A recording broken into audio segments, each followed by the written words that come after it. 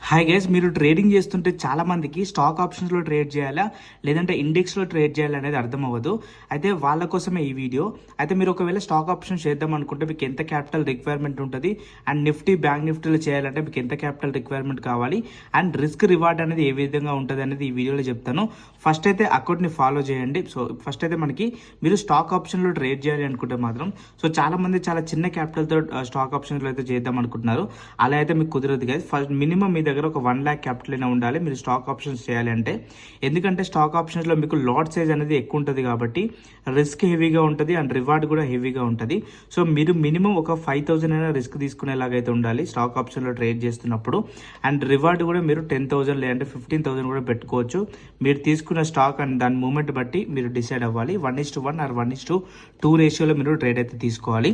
And next వచ్చేసి మనకి index and bank నిఫ్టీలో ట్రేడ్ చేస్తున్నప్పుడు సో మీ దగ్గర మినిమం 50,000 క్యాపిటల్ ఉన్నా కూడా సరిపోతుంది, లేదంటే 25,000 క్యాపిటల్ ఉన్నా సరిపోతుంది. సో కాకపోతే 50,000 మినిమం పెట్టుకోండి మీరు బిగినర్ అయితే మాత్రం.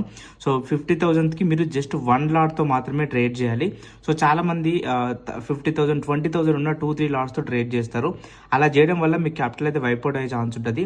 మీరు 50,000 ఆర్ 1 lakh ఉన్న 1 లాట్తో మాత్రమే ట్రేడ్ చేయండి. సో ట్రేడ్ చేస్తే మీకు ఒక ఎక్స్పీరియన్స్ వస్తుంది.